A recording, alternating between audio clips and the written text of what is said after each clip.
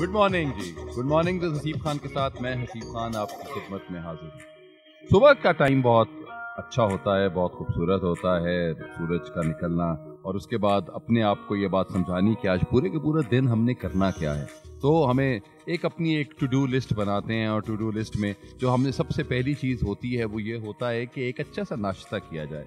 और वो नाश्ता कैसे, बहुत से आजकल के मिलीनियल्स के साथ ये आता है कि नाश्ता करने की ज़रूरत नहीं है, क्योंकि कॉलेज में यूनिवर्सिटी में जाके कुछ ना कुछ खा पी लेंगे। लेकिन वो बात यही है कि आपकी ज़िंदगी या दिन का आगाज़ आपका अच्छा होना चाहिए। It should be with a hot coffee और अ हॉट टी। तो हॉट कॉफ़ी और हॉट टी के साथ जब आप एक सिप लेते हैं और एक सिप के साथ आप अपनी ज़िंदगी को सोचने लगते हैं कि आज के दिन क्या क्या अच्छी बातें करनी है, आज के दिन किसके साथ ज़िंदगी की जो मोमेंट्स हैं उनको गुजारना है, और आज के दिन अपने आप को कैसे पॉजिटिव रखना है। इसी के सब के साथ मॉर्निंग्स विद हसीब खान आपकी खिदमत में लेकर आएगी हमेशा वो बातें जो कि आपके दिल में समा जाएंगी। तो बात करते हैं, स्टार्ट करते हैं आज के शो का आगाज, और वो ये है कि पर्पस ऑफ लाइफ, हमारी जिंदगी का पर्पस क्या है। लोग ये समझते हैं कि जिंदगी का पर्पस जो है वो अल्लाह की याद है, अल्लाह को याद करना है, के आगे झुकना है। बिल्कुल सही बात कही जी। ये this is a part of your life, that's fine. हमें बिल्कुल वो कहते हैं कि जी हम झुक के ही जिंदगी में हमें सारे फल लगते हैं, तो दैट्स फाइन। लेकिन जिंदगी का पर्पस ये होता है कि what is the why of our life, हमारी जिंदगी का वाई क्या है, हम क्यों इस दुनिया में आए हैं, हमने यहाँ पे क्या करना है। हम जब तक ये समझने की कोशिश करते हैं उस वक्त तक तकरीबन 30 से 40 साल गुजर चुके होते हैं, और 30 से 40 साल गुजरने के बाद हमें ये लगता है कि अब क्या करना है, अब तो वापस जाने का टाइम आ गया। तो मेरा ख्याल ये है कि आप अगर अपनी ज़िंदगी के पहले 10 साल जहाँ आप ऑब्जर्व करते हैं, दूसरे 10 साल जहाँ पे आप एक्सपीरियंस करते हैं, जहाँ पे आप एक्सप्लोर करते हैं, तीसरे 10 साल जब आप एक्सपीरियंस करते हैं, तो इन तीन जो दिहाइयाँ हैं, इन 3 दिहाइयों में आपकी जो मेन फोकस होता है वो आप नहीं होते, वो दुनिया होती है।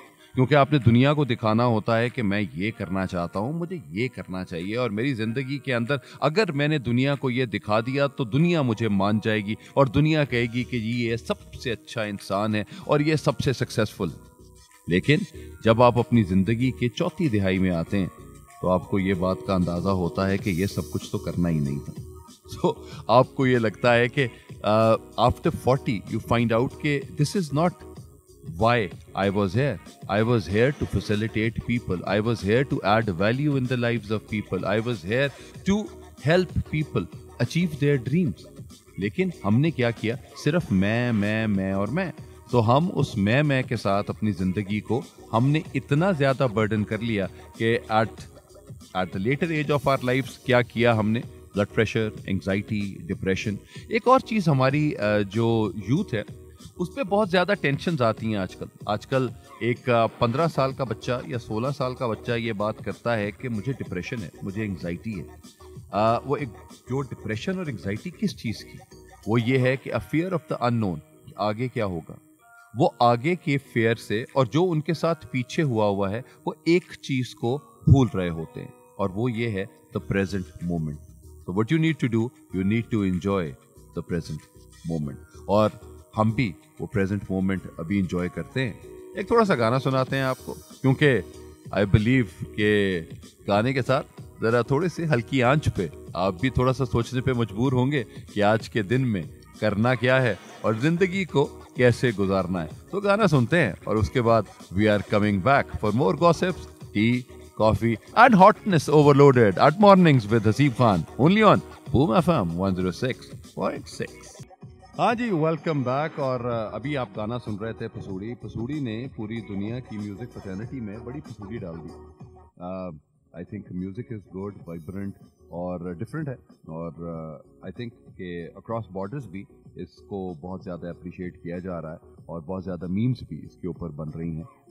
तो अच्छा है, लाइफ को इसी तरीके के साथ ही चलना चाहिए। जो चीज़ अच्छी है उसको अप्रिशिएट करना चाहिए, और जो चीज़ अच्छी नहीं है उसको भी थोड़ा सा अप्रिशिएट कर देना चाहिए, और उसके बाद बताना चाहिए कि इसमें क्या क्या इम्प्रूवमेंट्स हो सकती हैं। स्टार्ट बात हम कर रहे थे पर्पस ऑफ लाइफ की, और पर्पस ऑफ लाइफ में जो पहली चीज़ जो हमने वाई की बात की थी कि हम इस दुनिया में क्यों आए हैं, तो वो तो एक इम्पॉर्टेंट मामला है ही है। लेकिन बहुत से पेरेंट्स जो बच्चों की जब ग्रूमिंग कर रहे होते हैं या पेरेंटिंग की बात कर रहे होते हैं, तो वो ये कहते हैं कि जो कुछ हमने किया है हमारे बच्चों ने भी वही करना है, क्योंकि सक्सेस क्राइटेरिया वही है, either you become a doctor और यू बिकम एन इंजीनियर। और अगर आपको ज़्यादा कुछ मोटिवेशन है या ज़्यादा जुनून है तो आप सिविल सुपीरियर सर्विसेज का इम्तिहान पास करें और वही अपनी ज़िंदगी को अच्छे तरीके से गुजार दें। लेकिन ये सारे मुझे लगता है पिछली सदी की ख्वाहिशात थी माँ बाप की। लेकिन इस सदी में जहाँ पे स्पेशलाइजेशन का दौर है, जहाँ पे आप एक छोटे से सब्जेक्ट के ऊपर भी आप पीएचडी कर सकते हैं, तो आपको लगता है कि अगर मेरा दिल चाह रहा है वो अपना एक करियर परस्यू करने का, तो मुझे वही करियर परस्यू करना चाहिए। मैं हमेशा एक बात कहता हूँ कि माँ बाप के अपने ख्वाब होते हैं और औलाद के अपने, तो माँ बाप को चाहिए कि अपने ख्वाब खुद पूरे करें और औलाद को उनके ख्वाब खुद पूरे करने दिए जाएं। क्योंकि औलाद जो है वो 17 साल से 18 साल से लेकर 40 साल तक अपने अम्मा अब्बा के ख्वाब पूरे करती है। फिर 40 साल में उनको ख्याल आता है कि ओहो मेरे भी तो कुछ ख्वाब थे, तो फिर वो अपने ख्वाब पूरे करने की धुन में लग जाते हैं। तो उस वक्त टाइम बहुत ज़्यादा गुजर चुका होता है। सो अगर आप इसी एज में हैं, if you are in your teens or you are in your 20s and you feel that you need to do something that can make you different from all the world, so please listen to your heart. Just follow your heart and just see how the magic revolves. So हमें लगता है कि life जो है वो हमें बहुत ज़्यादा उतार चढ़ाव देती है। लाइफ के हाइज एंड लोज बहुत हैं। तो लेकिन अगर हम लाइफ के हाइज एंड लोज देखें, तो वो हाइज एंड लोज का क्या मतलब है? वो ECG है। तो ECG क्या है कि आपकी ज़िंदगी में आप इंगेज करते हैं, आप कनेक्ट करते हैं और आप गैदर करते हैं। आप इंगेज करते हैं अपने आप को इन डिफरेंट एक्टिविटीज़ में, जिसमें आप अपने आप को बहुत ज़्यादा लर्निंग देते हैं, आपकी ऑब्जर्वेशन आती है। आप कनेक्ट करते हैं लोगों के साथ, और लोगों के साथ एक सर्वे के मुताबिक एक आम इंसान ऑन एन एवरेज अपनी ज़िंदगी में तकरीबन 70,000 लोगों से मिलता है।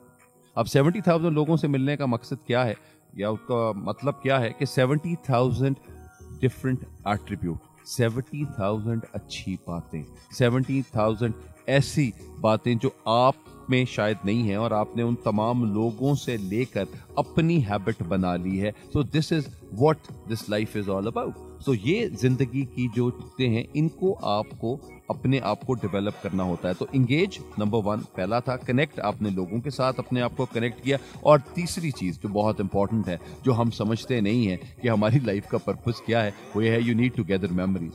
मैं हमेशा एक बात कहता हूँ कि अगर आप 60 साल में आपके पास अपने पोते पोतियों और नवासे नवासियों को सुनाने के लिए कहानियां नहीं हैं, तो इसका मतलब है कि आपने कोई अच्छी ज़िंदगी नहीं गुजारी।